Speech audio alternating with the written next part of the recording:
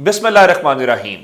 لاکھوں کروڑوں درود و سلام محمد مصطفیٰ صلی اللہ علیہ وسلم اور آل محمد پر۔ میں ہوں عمر دراز گوندل۔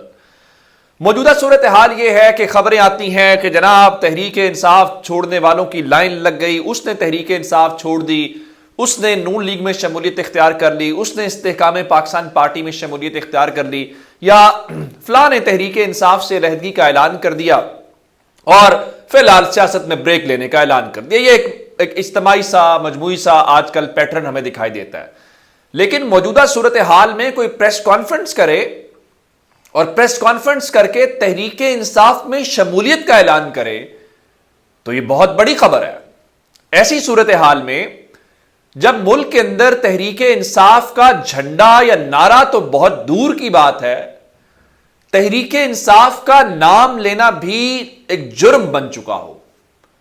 جرم کیا ہو، کیوں جرم ہو، اس بارے میں کسی کو کوئی معلوم نہیں ہے۔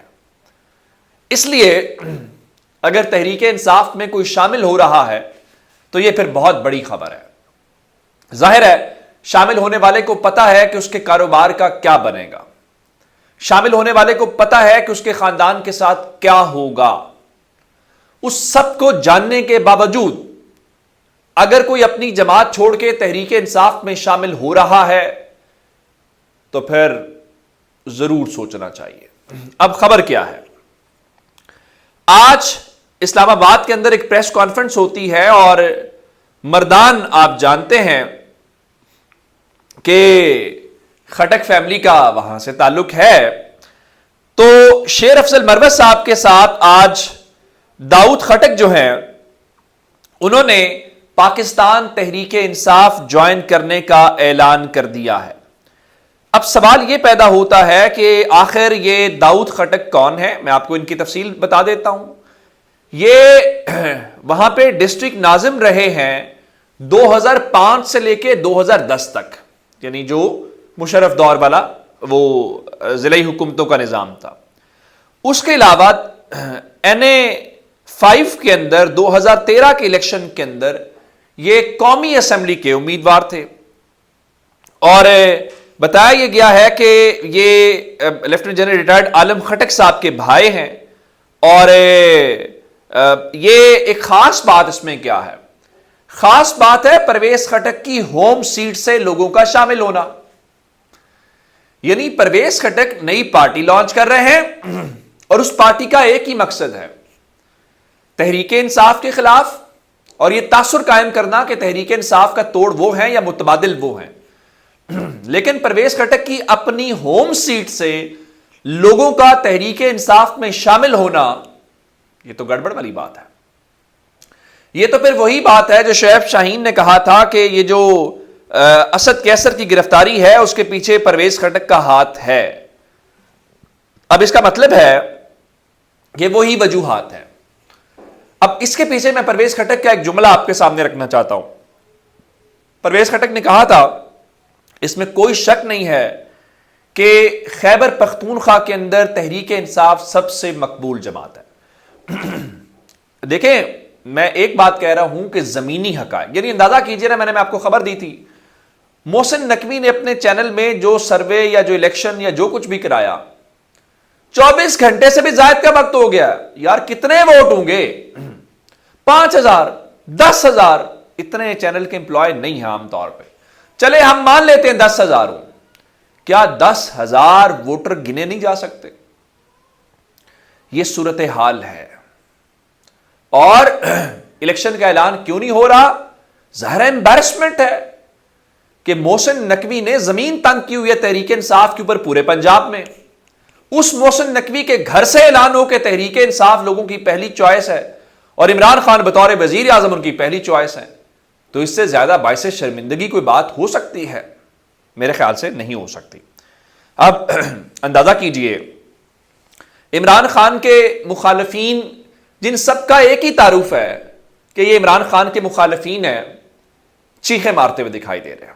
آج غلام سرور خان جو ہیں وہ باضابطہ استحکام پاکستان پارٹی میں شامل ہو گئے، اور ظاہر ہے کہ انہوں نے جہانگیر ترین کے بارے میں اچھا بولا، جہانگیر ترین نے ان کے بارے میں، لیکن اصل بات میں آپ کے سامنے جہانگیر ترین علیم خان کی رکھنا چاہتا ہوں۔ علیم خان نے کہا جی عمران خان وزیر اعظم رہے تو 3.5 سال اپنی اولاد کو نہیں ملے، جو شخص اپنی اولاد کا نہیں وہ ہمارا کیسے ہو سکتا تھا؟ دیکھیے پاکستان کے اندر عام طور پہ ہوتا یہ ہے، باپ وزیر اعظم ہوتا ہے، بچوں کو وہی پروٹوکول ملتا ہے، گھروں کو وزیر اعظم کا کیمپ آفس ڈکلیئر کر دیا جاتا ہے، گھروں کی سرکاری کھاتے میں رینوویشن کروائی جاتی ہے۔ کیا یہ وزیر اعظم عمران خان اپنے بچوں سے ملنے کے لیے آفیشیل ٹور انگلینڈ کے کراتے؟ کیا قباحت تھی؟ اس بندے نے نہیں کیا۔ اور ایک اور بات، اس کے بچوں کا اور وزیر اعظم کا آپس میں ہونا یا نہ ہونا، ملنے کا کیا تعلق ہے؟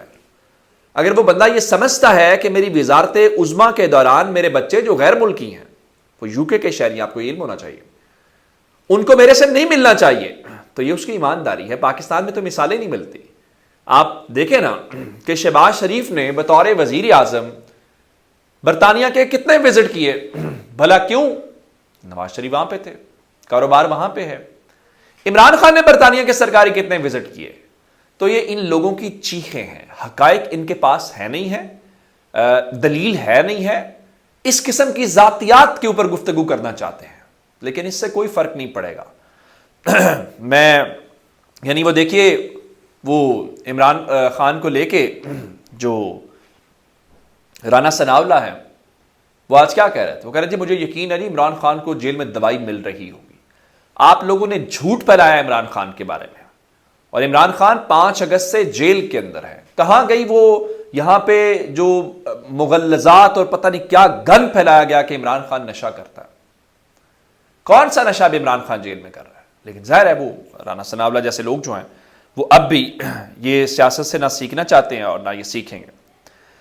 اگلی بات جناب کالے کوٹ والوں کی، ایک بات یاد رکھ لیجئے گا، اگلے چند مہینوں کے اندر جو وکلا ہیں، جو کالے کوٹ والے ہیں، ان کا کردار بہت اہم ہوگا۔ یہ ہم ایک تاریخ کے موڑ کے اوپر کھڑے ہیں اور ہماری تاریخ طے ہونی ہے۔ میں آپ کو یہ بات بتا دوں، اب انہوں نے کیا ہے، وکلا کی گرفتاریاں اور 9 مئی کے مقدمات میں نامزد کرنے کا معاملہ ہے۔ اس سے پہلے انہوں نے لاہور پولیس کو لاہور کی ماتحت عدالتوں میں داخل ہونے سے ان کے اوپر پابندی لگائی، وہ ہم نے چند روز 2 دن دیکھتے رہے۔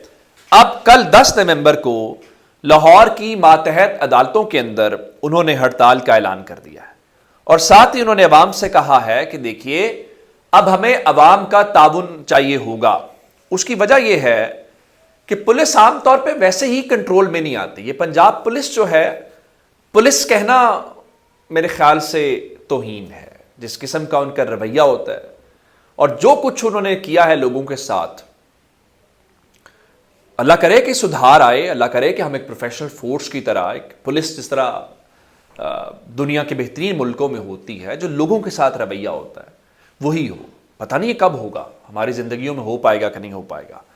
تو اب دیکھتے ہیں کہ جو وکلا ہیں وہ کس حد تک اس میں کامیاب ہو پاتے ہیں۔ ایک خبر آپ کو اور دینا چاہتا ہوں، چونکہ آج جاوید لطیف کہہ رہے تھے جی مسلم لیگ نون کو لیول پلینگ فیلڈ نہیں مل رہی، تو رانا ثناءاللہ کہہ رہے تھے نواز شریف جنرل نشست کے اوپر الیکشن لڑیں گے، کیونکہ ان کے الیکشن لڑنے میں کوئی قانونی رکاوٹ نہیں ہے اور وہ کسی ضمنی الیکشن میں جیت کے نہیں آئیں گے۔ مجھے اس بارے میں جی کامل یقین ہے، اگر نواز شریف نہ بھی الیکشن لڑیں تو بھی وہ جیت سکتے ہیں اور جیت کر وہ وزیر اعظم بن سکتے ہیں۔ بس ایک آرڈیننس جاری کر دیا جائے۔ اپنا بہت سا خیال رکھیے گا، خدا حافظ۔